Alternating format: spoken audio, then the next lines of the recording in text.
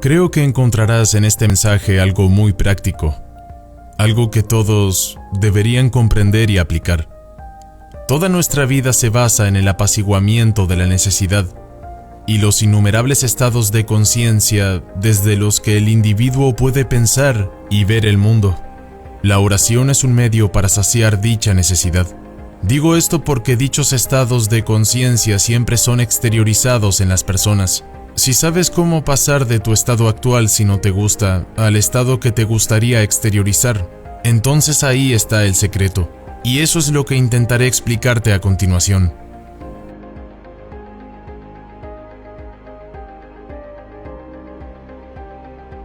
Solo somos estados de conciencia que fueron expulsados hacia este mundo y contenidos dentro de cada uno de nosotros.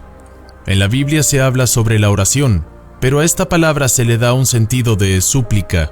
Sin embargo, en la Biblia tiene un sentido distinto. Significa agradecer. Es una acción de gracias. Es alabanza, no petición.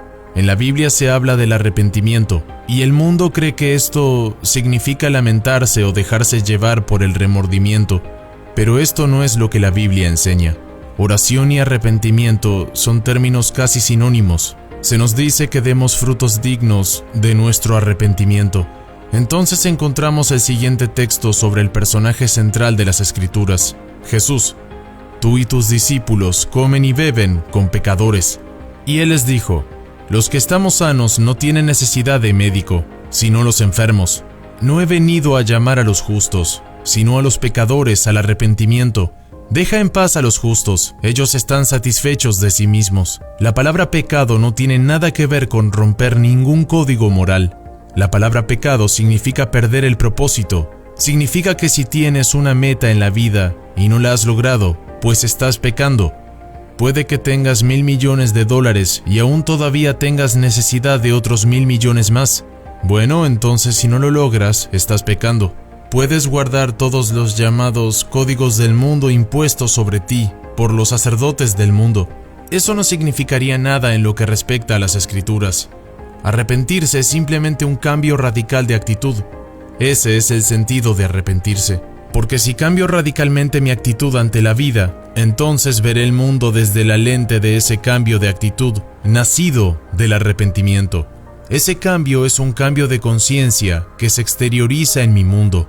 Ahora, el arrepentimiento es a la vez responsabilidad del hombre y un regalo de Dios. Volviendo al personaje central de las Escrituras, Jesús, él dijo: yo y mi Padre, uno somos. Sin embargo, voy a mi Padre porque mi Padre es más grande que yo. Somos uno, pero mi Padre es más grande que yo, así que voy a mi Padre. ¿Cómo se llega a tan particular y extraña afirmación? ¿Y qué significa? Por ejemplo, en el oficio del enviado, no soy inferior a mi ser esencial, o sea, a quien envía, pero solo en dicho oficio estoy restringido, debo vivir por fe. ¿Pero fe en qué? Fe en el remitente. Soy yo mismo, es el Padre. Recordemos lo que Jesús dijo: porque yo y el Padre, uno somos. Pero cuando soy enviado a este mundo para experimentar la muerte y experimentar la restricción del hombre, aparentemente soy inferior a mí mismo, el remitente. Así que cuando me arrepiento voy al remitente, a quien me envía. Primero hago lo que tengo que hacer. Por eso dije que el arrepentimiento es a la vez una responsabilidad del hombre y un don de Dios. Entonces, ¿cuál es mi responsabilidad ahora? Quiero cambiar mi mundo. Entonces me pregunto, ¿cómo vería el mundo si mi mundo fuera exactamente como yo quiero que sea? ¿Cómo lo vería yo?